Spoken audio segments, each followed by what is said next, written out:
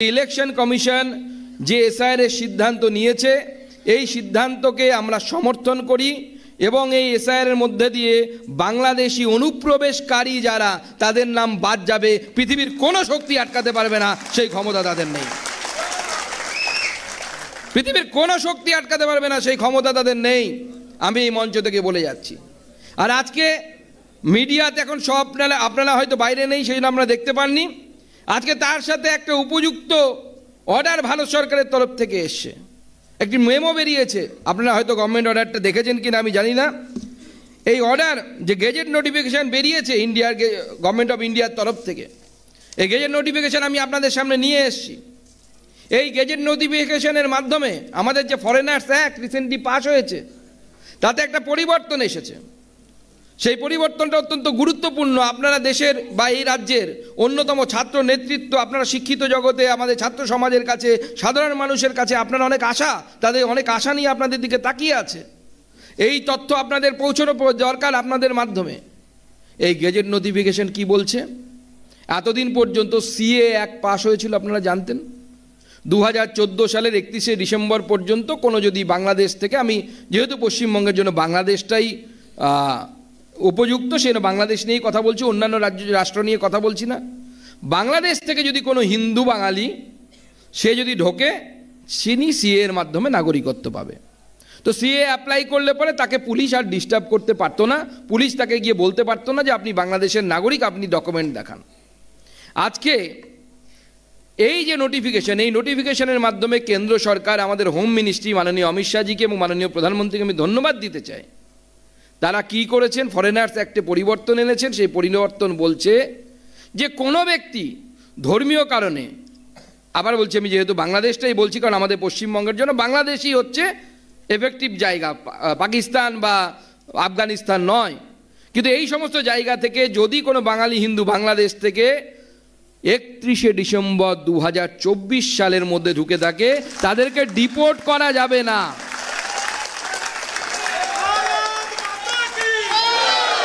তাদেরকে ডিপোর্ট করা যাবে না।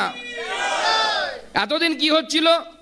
এতদিন 2014 সালের পর যারা এসছিল তাদেরকে ভয় দেখানো হচ্ছিল, বিশেষ করে উদ্বাস্তু, নমশূদ্র, মতুয়া, রাজবংশী থেকে শুরু করে যারা প্রান্তিক মানুষ।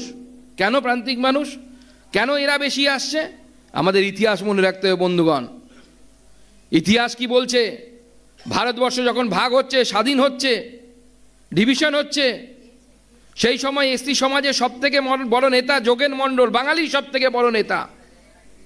এই যে এখন বলে না ভীম আর মিম একসাথে হবে, ভীম মানে তথাকথিত যারা এসসিদের নেতা হয়ে আমাদের ভারতবর্ষে দলিত সমাজের নেতা সেজে বসে আছেন, আর মিম হচ্ছে আসাদুদ্দিন ওবেসি। এরা নাকি একসাথে হওয়ার কথা বলছে। সেই সময়ও মনে রাখবেন, ইতিহাস বারবার পরিবর্তিত হয়, একই ঘটনা ইতিহাসে বারবার ঘটে, এটা ইতিহাসের নিয়ম।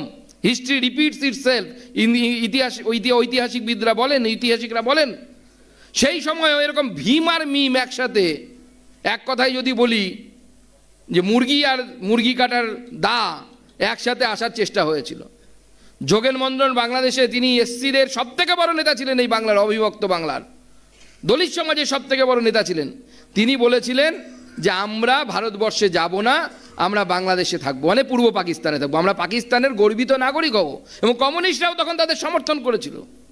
এই যে কমিউনিস্ট যারা বড় বড় কথা বলেন, যাদের বেশিরভাগ নেতা বাংলাদেশ থেকে পালিয়েই বাংলায় এসে নেতা হয়েছেন।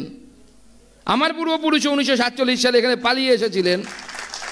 তারা সেই সময় বলেছিল পাকিস্তানের দাবি মানতে হবে, তবেই ভারত স্বাধীন হবে, নাহলে তারা ভারত স্বাধীনের পক্ষে ছিলেন না।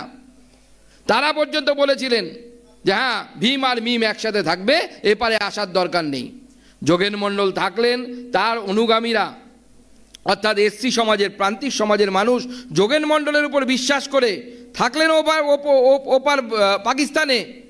তারপরে কি হলো? যোগেন মণ্ডল হলেন পাকিস্তানের প্রথম আইনমন্ত্রী। আমরা অনেকে জানি না সেটা। যোগেন্দ্রনাথ মণ্ডল পাকিস্তানের, স্বাধীন পাকিস্তানের প্রথম আইনমন্ত্রী হলেন। পাকিস্তানে বড় ফ্ল্যাট পেলেন। কয়েক মাস টিকতে না টিকতেই রেজিগনেশন লেটার লিখতে হলো।